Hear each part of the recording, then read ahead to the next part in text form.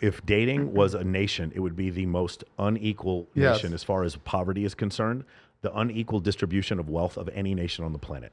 In academic circles, because the narrative is so incredibly woke, the concept of men falling behind is anathema. You cannot even believe that men could fall behind. Men are always in front, and the idea that men could fall behind education system, 68% of college graduates are female, that men could fall behind in the workplace. There are more female military pilots than there are male kindergarten teachers. 5% of psychologists under the age of 30 are male. 5%.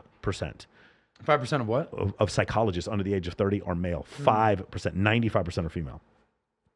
The fact that they're falling behind as far as the family is concerned, 33% of men having 0 sexual partners, 78% of divorces initiated by women. So we show all these statistics, and yet no one wanted to have this discussion. And then Andrew had the discussion.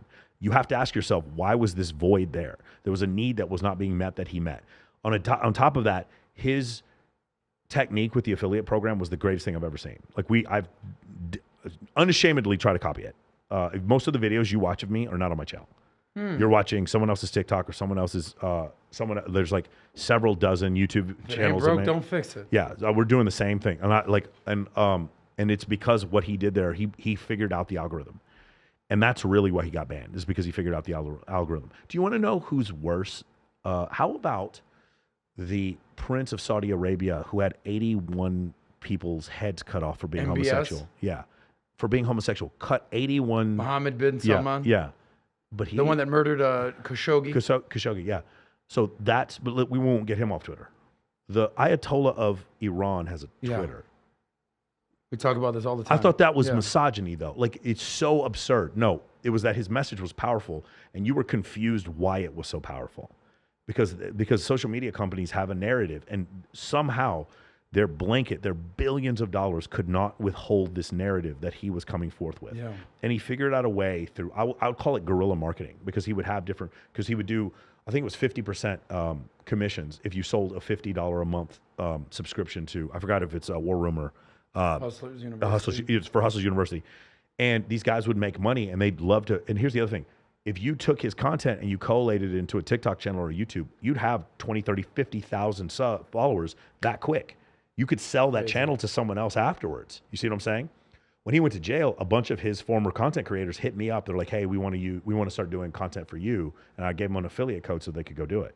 So it's really interesting how that whole situation worked, like from a business standpoint, from figuring out the algorithm, and then from him, like literally hitting the head on this void where this discussion was not happening anywhere in academic circles. It's one thing to have it on a Reddit board. It's another thing to have it at Liberty University, some hyper conservative. It's another thing for Tucker Carlson to have the conversation, but it's a different thing in total for there to be a speech and a debate at Harvard. Mm-hmm. That's different, because when you have that speech at Harvard, the bananas start flying. You know what I'm saying? The physical violence backs up. So that's what I thought was really interesting. How familiar are you with Dr. Scott Galloway from Love NYU? It. Yeah, right. Keep messaging. Hey, Scott, listen, I know you keep saying you don't have bandwidth. Come on my show, bro. I promise you, best interview you've ever done. But no, and by the way, I'm fully advocating to come on the show. I'm sure you'll do a ton of research. But he's someone that's been advocating for how men are falling behind, right? He's someone who basically talks about how men have basically taken a backseat to women in education, in sex, in friendship. There's stats right here that Scott Galloway gets credit to you, Scott Galloway. This is from the Survey for Center of American Life. If dating was a nation, it would be the most unequal nation as far as poverty is concerned. The unequal distribution of wealth of any nation on the planet. It's how much attention men are. The men at the top are select men, right? Exactly. So this is what Scott Galloway talks about all the time. The 90s versus today. 1 in 6 men today have no friends whatsoever. And he basically talks about the difference in the 90s. In the 90s, 55% of men had 6 or more close friends. Today, it's only 27%. So we're in that 27%. Congratulations. I have a friend. Hell yeah. Less than, how many men have less than 3 friends? In the 90s, it was 16%. Not a big number. Today, it's 32%. 1/3 of men don't have more than 2 friends, less than 3 friends. And here's the craziest number. In the 90s, how many have no close friends? 0, no close friends.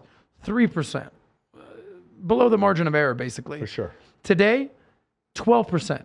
12% of men have no close friends. You talk about how men are falling behind. A professor of NYU can kind of get away with it because he's not talking about hot chicks and cheating and he's Bugattis. talking about friends. He's going around it. He can kind of go around it. But when Tate hits it right on the head, that's like, fuck it, I want to make money and bang hot chicks and drive sports cars and kick some ass. That's people get very uncomfortable with that. But someone like as skilled and as knowledgeable as Professor Scott Galloway, he writes books about this, but it's not as in your face and as chauvinist as about it.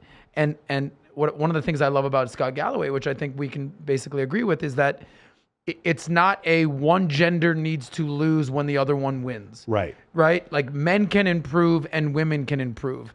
Women don't have to lose in order for men to do better, and men don't have to lose for women to do better. And I think that's sort of the essence of what we're talking about, is how can we all improve and get better in society? And Tate, that I think a lot of people are going to disagree, but I think that's kind of his message as well. No, it is. But the thing is, he also throws in there any empire that was run by women would quickly be conquered by men, which is true. Right. But when you say it like that, it's offensive to people and they don't like to hear it.